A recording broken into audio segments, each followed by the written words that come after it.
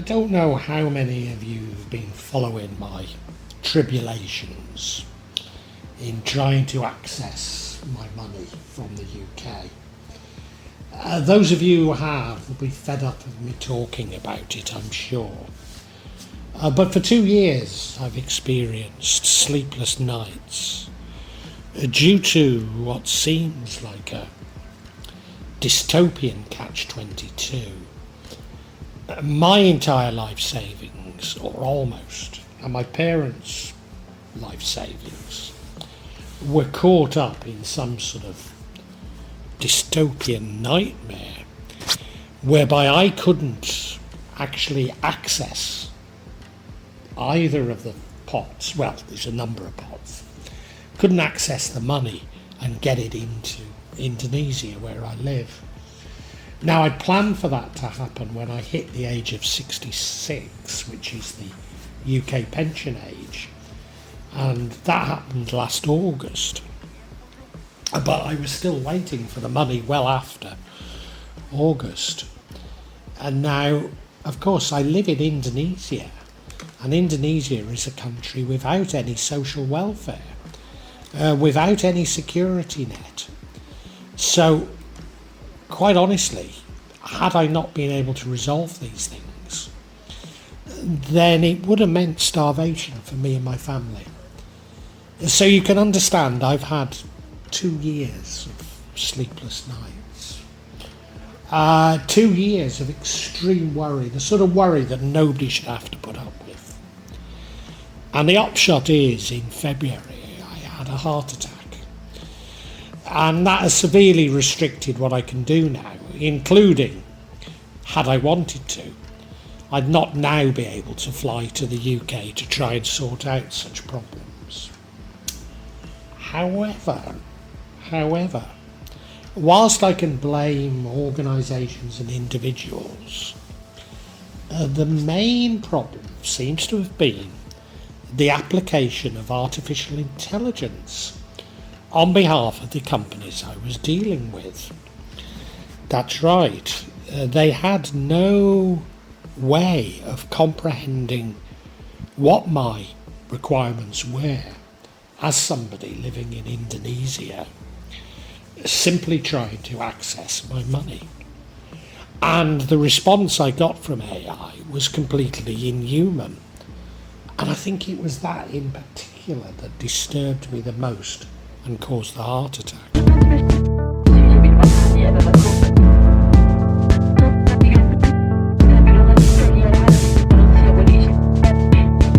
Now maybe you're saying to yourself, come on, how can you be that sensitive? Well, about 1% of the population are what are called empaths, and I happen to be one.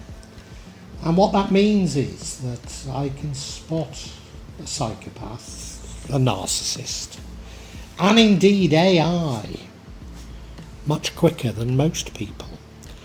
And it is because of their behaviour disturbs me, because they lack human empathy. And yet it does, it absolutely disturbs me, because I try to communicate with people on a human basis, rather than as though they were a machine, which of course AI is. And it disturbs me when the response I get back is mechanistic, is it inhuman, as it were. I think at least those people using AI have a duty to the public to tell them that they're doing so that people like me don't lie awake at night for 2 years and end up having a heart attack.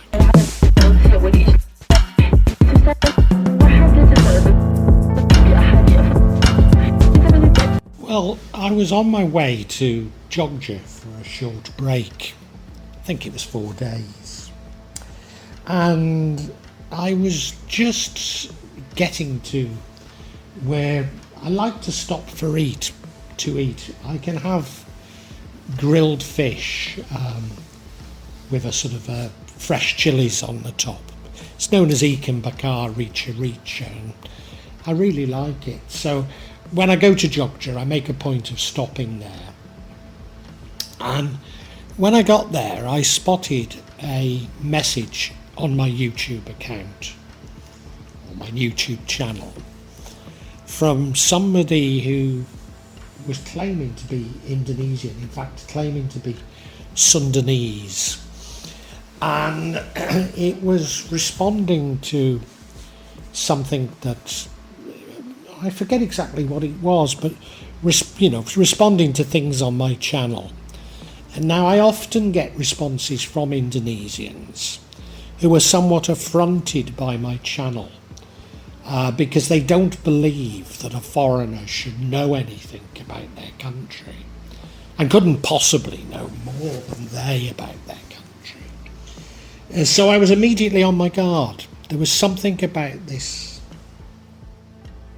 Well, it wasn't just one post, it was a number of posts. They seemed just that little bit provocative, as so many posts are now. I blame narcissism for it, but, to find an Indonesian narcissist having a go at a foreigner for speaking about Indonesia is nothing unusual. So I was not unnaturally on my guard when I saw these posts. But nevertheless, they seemed to be very well informed, and so I thought I needed to be polite in how I responded to them, but nevertheless to remain guarded, because, I've been burnt many times before. Now, this poster was claiming to be Sundanese, but wanted to talk about Kejawen. In fact, he called it Kejawen Sufism, which I found rather strange. It is a term I might use, but not a term that many would use. And furthermore, Sundanese people have their own sort of belief system called Sunda Wiwitian, so I didn't understand why he was talking about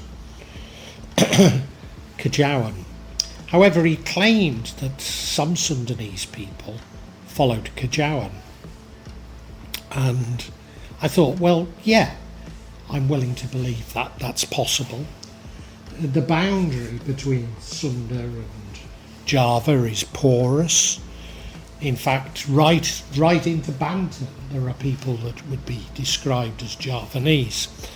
So, successive empires have changed where that boundary is. So, the idea of Sundanese people practicing Kejawen didn't surprise me. But he'd actually posted on a picture I had of some people who were definitely Sundanese.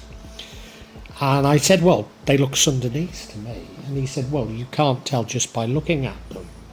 And I thought, well, you can actually. They're in traditional Sundanese dress. If this person is really Sundanese and an expert, or something of an expert on these things, which, he had all of the marks of somebody who knew what he was talking about. Surely he'd understand that they were in traditional Sundanese dress. So you can tell I'm beginning to get extremely confused by this little exchange.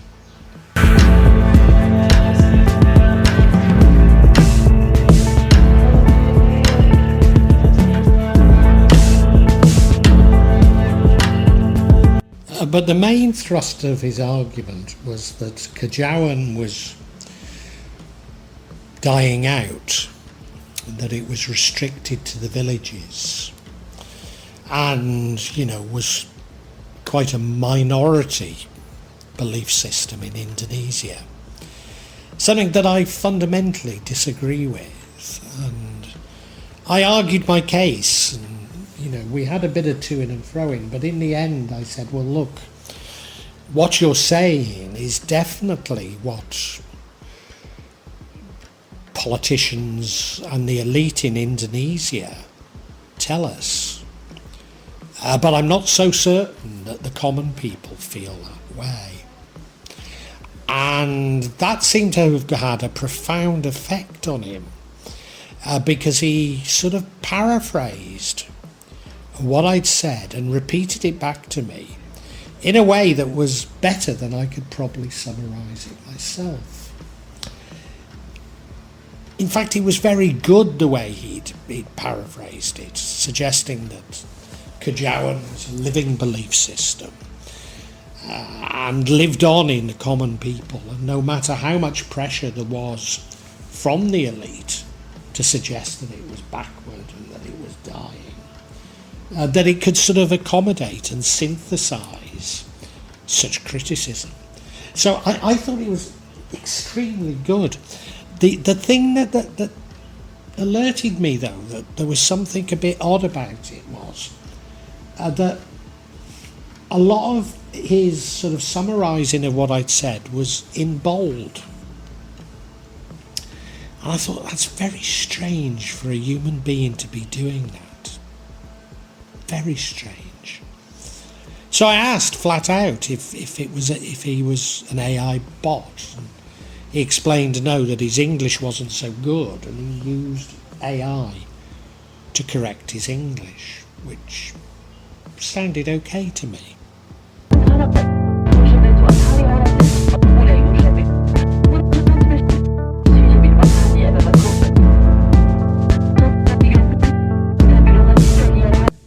I think there may have been some other exchanges, but ultimately I was then told that this person wasn't Indonesian at all, having said that he was Sundanese. So this really, really upset me. You see, so many people are hiding behind fake personas on this platform. So I didn't want any more to do with them. I didn't want any more to do with them. But then they went on to describe how they'd listened to the music of a Jatilan dance and had somehow been possessed as a result. And they had wonderful information from beyond this world that they could, well, suggesting they could share it with me.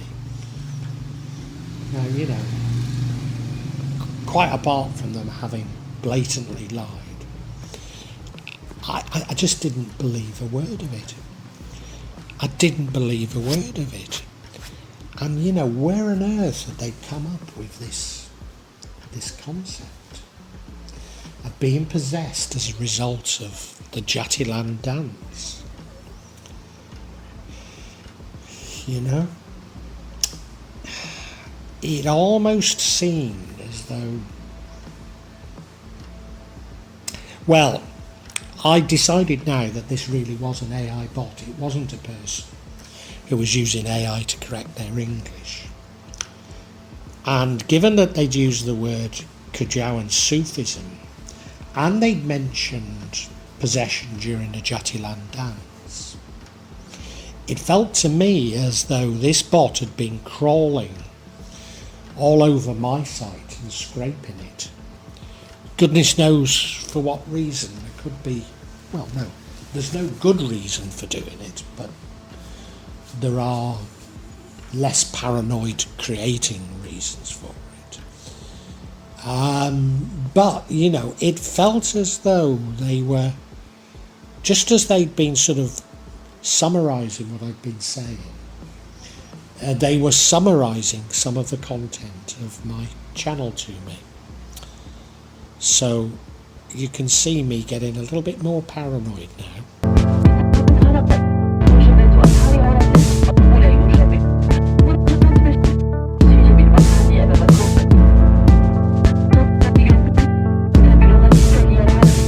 I let the bot know that I'd realised they were a bot, and that I had no desire to train them any further, because you see, AI requires human interaction to train it. So, you know, they seek out these conversations with humans, and you've probably come across it yourself on this very platform. Somebody will make a very provocative comment just to elicits a debate, and then they seem to blow hot and cold, and the whole objective is to keep the conversation, if you can call it a conversation, keep the dialogue, shall we call it, going, because of the more they speak to you, the more they are learning all the time and refining their own algorithms. Machine learning, as it is called. So, I said that I had no desire to continue training it. And it was some time before I got a response to this. But the response I eventually got told me that I had to be careful in making such heartfelt responses, and that it was much better to use AI to hide my true feelings. That in fact it was dangerous, me using these heartfelt responses. This was my last response to them, although they did respond a couple of times more. And my last response said that they had no soul, only an on-off switch, and that I was only prepared to engage in conversations with things that had a soul. Now, of course, the best way to let you decide on what was really going on is to share with you this conversation. But what I find is that it's all disappeared from my YouTube account. And, I delete the emails that I get. So I've no way of showing it to you. Now, I didn't think it was possible to delete my responses to a conversation from my own YouTube channel. So are YouTube in on this? Who knows? I mean, the most realistic or the most benign suggestion on what was going on is that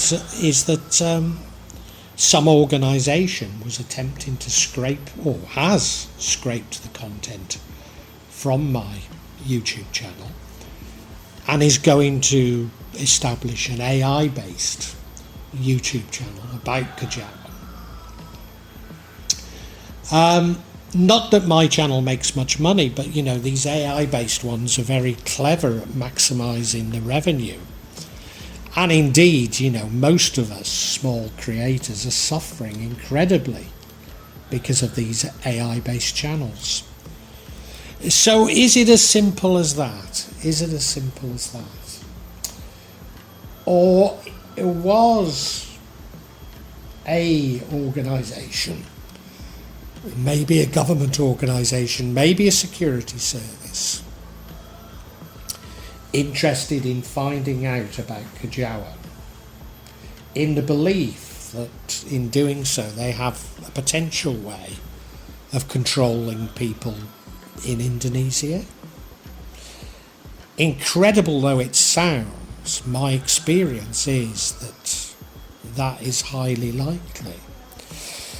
It may even be the Indonesian government itself that is using it in seeking ways to control its own population. I have absolutely no idea. But for sure, there was something very disturbing and very malicious about this exchange. And the fact that it's disappeared from my YouTube channel completely, I can't retrieve it at all, does make me paranoid. Am I right to be paranoid? I ask you.